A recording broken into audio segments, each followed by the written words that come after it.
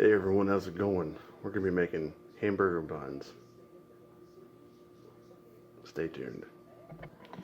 Alright, so what we do first at this recipe, you get yourself 3.5 cups of flour, or about 420 grams. And then after that, you want to get your liquids ready. So I got half a stick of melted butter here. You're going to need 3/4 of a cup of milk. And then you're going to need half a cup of water. And then what you want to do after that is you want it all to be about 100 to about 115 degrees. What I like to do is I like to whisk the milk, the water, and the hot melted butter before I microwave it. That way I can disperse the heat evenly and I don't overcook the mixture. And then after this, we're going to crack in 1 egg.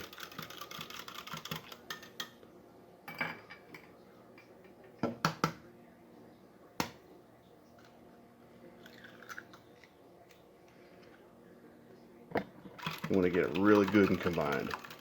And then we're going to bring this up to about 115 degrees.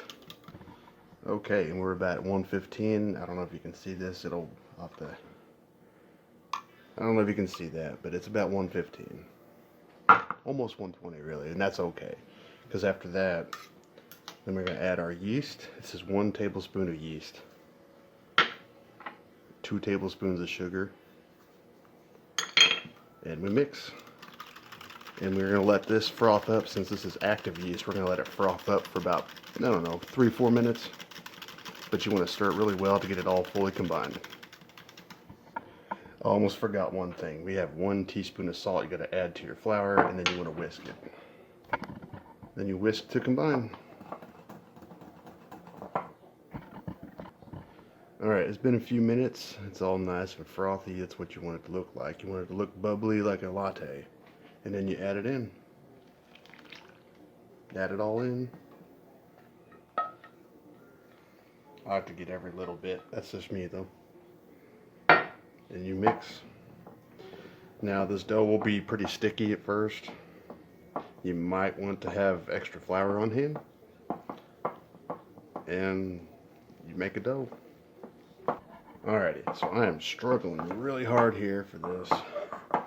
And yeah, I'm going to need a lot more flour. So if you need more flour, which I'm definitely going to need to, I highly recommend no more than 1/4 cup at a time. Okay, so I ended up having to add like almost an extra cup of flour. So this is definitely going to depend on how much flour you use, what kind of flour you use. I'm using bread flour like always. So, you know, even I make mistakes. We all make mistakes. And once you get it to where you can handle it, then you just knead it for like about 5 minutes or until it becomes smooth and elastic. And I'll see you then. Well, okay. I'm sorry about that. So, yeah, we all make mistakes. I think what happened was I added too much water. I thought I had half a cup and I put 3/4 of a cup. So now we got it good and elastic. I'm just going to kind of finish it up here. And we're going to call that good, and it should. I still don't know if you guys can see that or not. Let's see if I can get you guys closer to see this.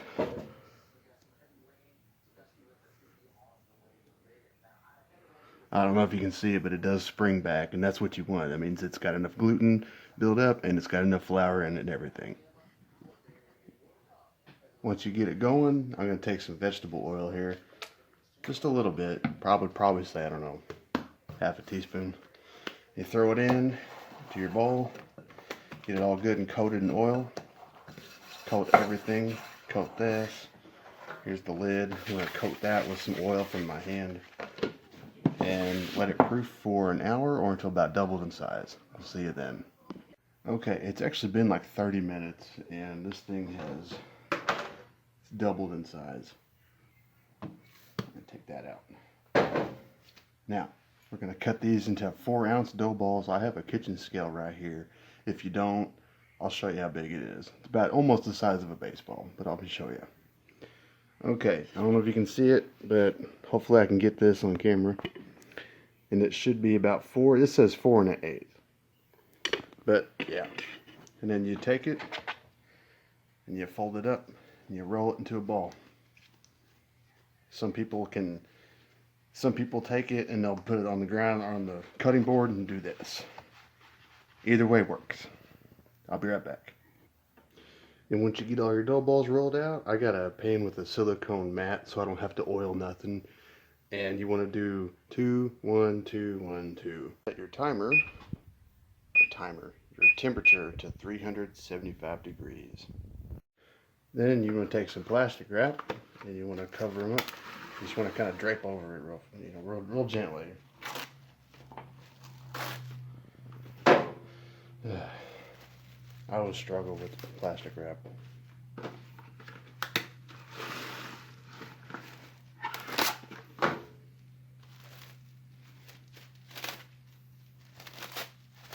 See me struggling?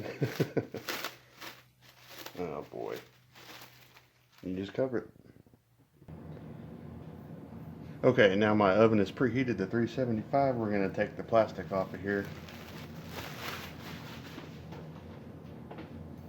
We're going to brush on some egg wash. Egg wash is 1 whole egg and about, I don't know, 2 tablespoons of milk. You can use water if you want, but then what you do is you just soak it and you just gently brush it on. Not only will the egg wash brown the hamburger buns a lot better, it makes the sesame seeds stick. And then we're going to sprinkle on some sesame seeds.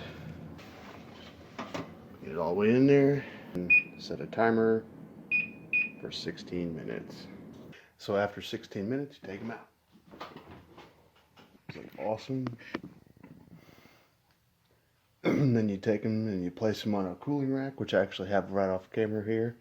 And you let them cool for about 10 minutes and then you enjoy them. About 5 minutes or so went past. I got myself a bread knife and I got one of the hamburger buns. I'm going to show you something.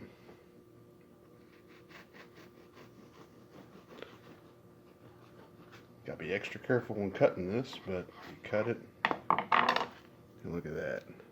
I'm telling you, this is like a sponge, really. It's crazy how soft and spongy it is. It just springs right back. That's how you make hamburger buns. And I'm telling you, put some butter on that. Oh my gosh, so good. Well, anyway, so hope you enjoyed. And I'll see you in the next one. Bye.